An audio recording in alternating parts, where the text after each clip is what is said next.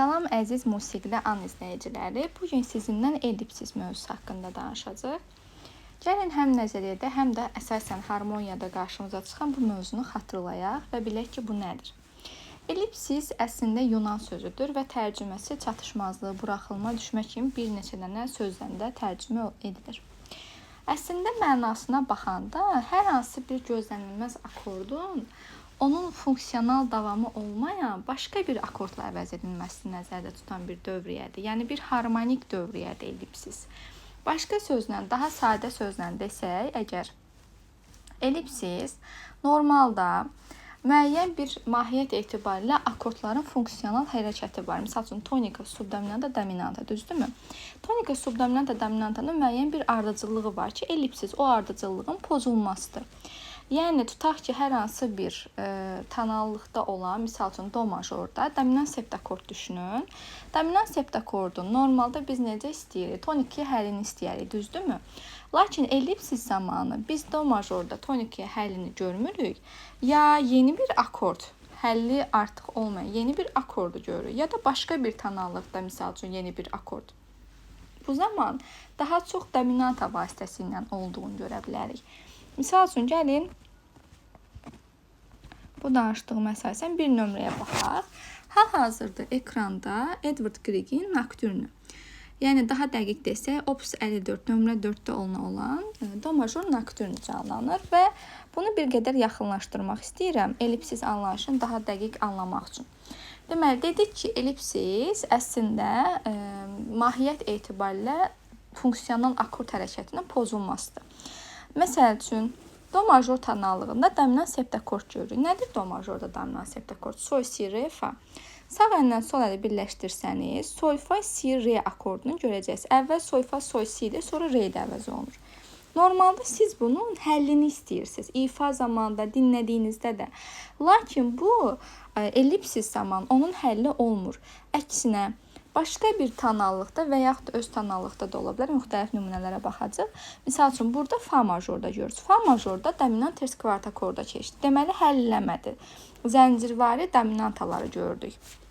Belə çıxır ki, ellipsisdə əvvəl do majorda gördük dominant septakord, həll olmadan keçdi başqa bir tonalda fa majorda dominant ters kvart akorda. Və sonra da tamam başqa bir akord dominant ters kvart akord bənim kvintaya. Deməli, belə çıxdı ki, ellipsis zamanı funksional pozğunluq yaranır. Bu zaman çatışmamazlığı müəyyən bir mahiyyət etibarilə bəzən xromatizmin də köməyi ilə belə deyə bilərik. Tonika mərkəzindən uzaqlaşma görsənir və belə bir funksiya meydana çıxır.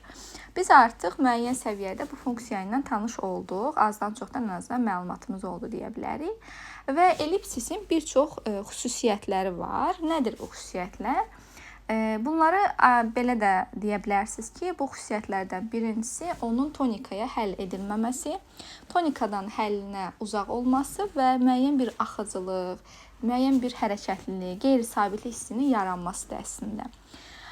Digər bir xüsusiyyət budur ki, bu zaman artıq siz qeyri-sabit səslərin sabit səslərə həlli qaydası ilə yox, daha çox səsin qalsavideniya, yəni ki, o həmin şəraitə uyğun olaraq səsin aparılması, digər səslərə hamar şəkildə aparılması nəzərdə tutulur.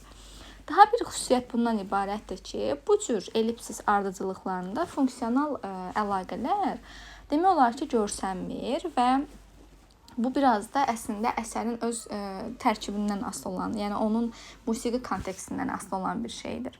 Ellipsis eyni zamanda birbaşa olaraq enharmonik modulyasiya və yaxud da sekvensiya ilə əlaqəlidir. Bu da onun digər bir xüsusiyyətidir. Çünki görürsünüz, misal üçün, do majordan fa major qarşı durması var burada. Yəni bir tonaldan başqa bir tonala keçmək, modulyasiya eləmək. Ona görə də burada birbaşa əlaqə pozulduğu üçün, yəni siz onu modulyasiya edici deyəndə ancaq enharmonik nəzərdə tuta bilərsiniz. Misal üçün, ötəri modulyasiyada ellipsis ola bilməz. Niyə?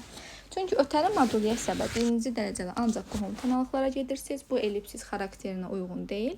Bir də axı ötəri modulyasiya yönəlmə kimi tanıdığımız o mövzuda belə bir əlaqə məsələsi var ki, bütün funksional akordlar bir-birindən əlaqəsi olmalıdır. Axı burada belə bir şey yoxdur. Həm də ellipsis əslində dominant zəncirlərində aydın müşahidə olunur. Yəni onu daha çox görə bilərsiniz. Və onu da deyim ki, bəzən yalançı kadensiyada da özünü göstərir həmin bu harmonik dövriyyə. Ellipsis dövriyyələrin özünün də əslində iki böyük qrupa bölünməsi görünür. Yəni biri daxili bir tonallıq çərçivəsində olan tonal ellipsis dövriyyələrdir. Biri isə modulyasiya edici tonallığı dəyişən bir ellipsis dövriyyələrdir. Məsələn, hal-hazırda bizim do majordan fa majora ellipsis dövriyyəmiz tonallığı dəyişəndir. Niyə? Çünki biz do majordan fa majora getdik. Amma fərqli bir ellipsis görə bilərik ki, eyni tonallığın çərçivəsində olsun. Misal üçün, hal-hazırda qarşınızda ekranda do major üçün dominant septakord, ikinci pillə ters kvarta akord var, düzdürmü? Baxsanız, funksional cazibə pozulub və müəyyən bir dəyişkənliyə səbəb olmayan akord ardıcılıqları var. Bu dəyişkənlik deyəndə, yəni do majordan başqa bir tonallığa keçməmisiniz. Amma do major üçün dominant septakorddan sonra ikinci pillənin ters kvarta akordunun gəlməsi o qədər də gözlənilən bir akord deyil. Deməli, nə oldu? Tonal ellipsis yarandı. Birinci nümunədə, yəni gördüyümüz bu 424-cü nömrədə gördüyümüz həmin bu daxili tonallıq ellipsisidir və fikir versəniz, artıq ikinci dərəcəli ellipsislərdə isə dominant və subdominantaların öz tonikalarına deyil, hətta bunun üçün başqa bir nümunə göstərmək istəyirəm. 425-ci nömrəmizə baxaq. Dominanta və subdominantaların öz tonikalarına deyil, əsas açarımızın eyni funksiyasına malik digər akordlara həll olunduğu ardıcılıqlar görsənir. Misal üçün, hal-hazırda lə minor tonallığındayıq. Lə minor üçün si, sol, diyez, mi, re. Belə bir akord təqdim olunur. Əslində baxsanız, bu bildiyiniz kimi lə minor tonallığında dominanta funksiyasıdır. Və dominanta funksiyasından sonra nə verilir? Təzdən sol, diyez, si, mi, re. Və daha sonra dərhal lə bemol, do, re, fa akordu. Yəni dominant və yer dəyişməsindən sonra dərhal bizə bir lə bemol, do, re, fa akordu verilir. Və ikinci dərəcəli bu akordda əksinə burada subdominanta funksiyası verilir və keçid gözləndiyi kimi eyni funksiya ilə davam eləmir. Tamam fərqli bir funksiya ilə davam edir. Və burada da ellipsisin əsas ideyası, yəni qorunub saxlanılmalıdır ki, bu da nədir? Səsin aparıcılığı. Yəni sizin belə deyək də gözlənilməyən bir akordu təqdim eləməyinizdir. Ellipsisə aid başqa bir nümunə də təqdim eləyə bilərik. Bu sizin tanıdığınız çox məşhur bir əsərdir. Johann Sebastian Bach'ın bir nömrəli do major prelüdüdür. Birinci tomdan olan prelüddür. Məşhur Ave Maria kimi də tanıdığınız prelüddür və bu prelüddə siz nəyi görə bilirsiniz? Burada modulyasiya edici ellipsis görsənir və bu tip ümumiyyətlə modulyasiya edici ellipsislər qəflətən gəlirlər. Yəni bunun üçün nəsə bir şərait hazırlanmır. Birdən-birə, misal üçün, bir tonaldan başqa bir tonallığa keçirsiniz və bunu da ellipsis vasitəsindən həll etmiş olursunuz. Yəni burada müxtəlif akordlar, iki akord nəzərdə tutun, bir-birinə qarşı qoyulur və iki qeyri-sabit akordun toqquşma nəticəsində baş verir. Və yaxud da misal üçün bunu Wagnerin Valkyria əsərində də görə bilərik. Bunun nümunəyə baxsaz nə görərsiniz? Əslində iki akordun müqayisəsi var. Lə minorda misal üçün 7-ci akordla, yəni 7-ci pillə septakordla, bir də eyni şəkildə mi bemol minorda eyni akordun qarşı durması var. Misal üçün fikir versə biraz yaxınlaşdırmaq istəyirəm, daha aydın görsənsin deyə. Si bemol, sonra yuxarı səsdə verilir. Lə bemol, si bemol, re, fa. Nədəsində bu səsləri bir araya gətirək. Si bemol, re, fa, lə bemol, düzdürmü? Dominant septakord cümləsində yadınızdadır bu akord. Normalda bu akord si bemol, re, fa, lə bemol ya mi bemol major üçün olmalıdır, ya da mi bemol minor üçün. Mən daha sonraki tonallıq işarələrinə baxıb, si bemol, mi bemol, sol bemolə baxıb artıq başa düşürəm ki, bu mi bemol minor üçün imiş. Yəni burada qeyri-sabit akordlar toqquşdular. Onu da demək istəyirəm ki, qeyri-sabitli akordların 4 cür toqquşması mövcuddur. Necə toqquşa bilərlər? Misal üçün, ola bilər burada ya dominanta ilə toqquşsun, ya subdominanta ilə toqquşsun. Ya dominanta subdominanta ilə toqquşsun, ya da subdominanta dominanta ilə. Misal üçün, burada fikir verin, dominanta subdominanta ilə toqquşdu. Dominanta subdominanta ilə toqquşdu. Başqasını bir dənə axtarım, görüm. Burada deyəsən yoxdur. Subdominanta ilə və subdominanta ilə toqquşam.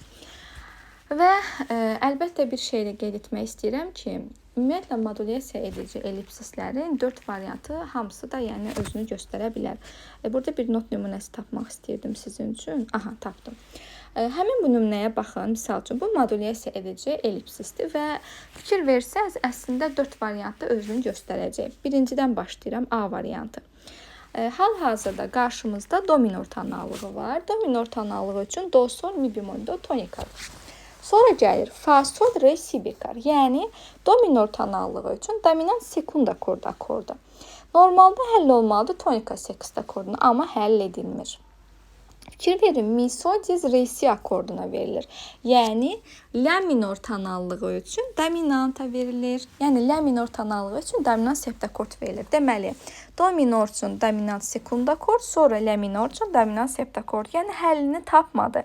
La minor olduğunu hardan bilə bilərəm? Baxın işarəyə. La bikar, do, la, do, mi, la minorun tonik ölçüsəsidir. Mi, sol, diz, re, si də birləşdirsəniz, mi, sol, diz, si, re də la minor üçün dominant septakorddur. Deməli, birinci variant dominantaya qarşı qoyulan dominant oldu. Do minor, la minor. Sonra B variantına gəlin baxaq. Baxıram ki, bütün işarələr sıfırlandı. Aha. Sonra nəyə diqqət eləyirəm? Baxın, do, sol, mi, do, yəni do majordayam artıq. Si, sol, fa, re, yəni dominant, kvint, sekst akordu verilib. Sonradan verilir. Si bemol, sol, fa, re bemol. Deməli, belə çıxır ki, mən yeni bir tonallıqdayam, modulyasiya etmdə, yəni ki, yeni tonallıma modulyasiya edilmişdir. Burada da nə görsənəcək? Si bemol, sol, fa, re bemolu bir araya gətirsəniz, sizcə nə yaranır? Və hətta sonradan biz la bemol, fa səslərini görürük. Sonradan la bemol, sol, mi bemol, do səslərini görürük. Yəni, belə çıxır ki, bemolli bir tonallıqdayıq. Və dərhal sonrasında re bemol, fa, re bemol, re bemol. Yəni, bu hansı akordsa, hansı tonallıqdırsa, sonda bunun tonikası re bemol, fa, re bemol, re bemol. Deməli, bu re bemol majoruymuş əslində. Re bemol majora həll edilib. Re bemol major üçün qarşı durma, yəni do major, re bemol major qarşı durması baş verib və belə də demək olar ki, artıq do majora qarşı qoyuldu re bemol major. Burada da gözlənilmədən re bemol major üçün akord gəldiyi üçün ellipsis yaranmış oldu. Gedək üçüncü növə. Deməli, baxın, bir işarə var, ya fa majordur, ya re minordur. İndi birazdan görəcək. Yəqin ki, fa major nəzərdə tutulacaq. Fa major. La, do, fa, do. Aha, fa major üçün tonika sekst akordundur. Sonra sol, re, fa, si. Yəni sol, re, fa, si bemol. Əslində bu səsləri bir araya gətirsəniz nə olar? Bir də deyirəm, sol, re, fa, si bemol. Bir araya gətirsəniz, sol, si bemol, re, fa akordudur da, düzdürmü? Sol, si bemol, re, fa-nı da siz tanıyırsınız. Yəni, fa major üçün ən azından tanıyırsınız ki, subdominant ailəsinə daxil olan ikinci pillənin sept akordudur. Daha sonra gəlir növbəti modulyasiya edirik başqa bir tonallığa. Bu, la bemol major tonallığıdır. La bemol, re bemol, fa, si bemol. Və la bemol, re bemol, fa, si bemol, sonradan sol, mi bemol səsləri keçid. Do və la bemol, do, mi bemol, la bemol. La bemol majorun tonik ölçüsəsində həll verilib. Deməli, əsas məqsəd nədir? Burada fa majordan subdominant ailəsinin akordu olan ikinci pillə sept akorduna la bemol majorun akordu olan subdominant ailəsi olan akorduna keçir. Yəni, la bemol majorda da bilirsiniz də, la bemol, re bemol, fa, si bemol bir araya gətirsəz, si bemol, re bemol, fa, la bemol akordudur. Bu da ikinci pillənin si bemol, re bemol, fa, la bemol sept akordu olarkən la bemol, re bemol, fa, si bemol akordu isə sekund akordudur. Deməli, ümumiləşdirsəm, fa majorun ikinci pillə sept akordu keçir la bemol majorun ikinci pillə sekund akorduna. Görürsünüz, normalda ikinci pillə sept akordu. Həll istəyirəm, dominant tez kvart akord gəlməlidir, amma yoxdur, həll etmir. Yəni, birbaşa keçir la bemol major üçün və iki dənə subdominantanı qarşı-qarşıya qoyur. Ən sonda dördüncü növ olan bu zaman la bemol, do, la, do, fa, do, yəni yenə də fa major qarşımızdadır. Sonra sol, re, fa, si bemol, yəni ki, yenə də ikinci pillə sept akordu. Bu dəfə artıq subdominant ailəsinə olan ikinci pillə sept akordu, ona görə S yazmışam. Dominant ailəsinə qarşı qoyulur la bemol majorda sol, re bemol, mi bemol, si bemol. Yəni sol, re bemol, mi bemol, si bemol, sonradan si bikar və la bemol, do, mi do. La bemol do, mi bemol do da onsuz da bildiyiniz kimi la bemol majorun tonik xüsusiyyəsidir. Amma əsas məsələn bizi harda maraqlandırır? Fa major üçün ikinci pillə sept akordu həll edilmədi, birbaşa keçdi la bemol major üçün dominant qrupunun akorduna. La bemol majorda da dominanta nədir? Mi bemol sol, si bemol, re bemol. Yəni fa major üçün ikinci pillə sept akordu keçib la bemol major üçün dominant kvint sext akorduna. Baxın, ellipsisində az öncə adını çəkdiyimiz 4 növ qarşı durması bunlar idi. Yəni dominanta dominantaya qarşı birinci növ, ikinci növ dominanta subdominantaya qarşı, üçüncü növ subdominanta subdominantaya qarşı, dördüncü növ subdominanta dominantaya qarşı. Və uzun sözün qısası ellipsis nədir deyə bir daha ümumiləşdirsək və əsas xüsusiyyətlərini sadalasaq, ellipsis əslində elə bir anlayışdır ki, burada bizi hətta xüsusən modulyasiya və sekvensiya mövzusu da maraqlandırır. Ellipsis harmonik bir dövriyyədir. Bir tonallığın qeyri-sabit akordu gözlənilmədən qəflətən başqa bir tonallığın qeyri-sabit akorduna keçir. Və beləliklə yeni bir akord, yeni bir tonallıq gəlir və gözlənilən tonikanı yeni bir tonallığın akordu əvəz etmiş olur. Bununla da ellipsis yaranır və iki növü tonal modulyasiya edici ellipsislər vardır ki, tonal ellipsisdə bir tonallığın daxili tərkibində olursunuz və ellipsis bir tonallığın tərkibində olur. Misal üçün burada göstərdiyimiz kimi baxın do majorda 2 akord verilib, amma ikisi də do majordadır və yaxud da burada da 2 akord verilib, amma ikisi də la minordadır. Amma modulyasiya edici olanda isə burada görsəndiyi kimi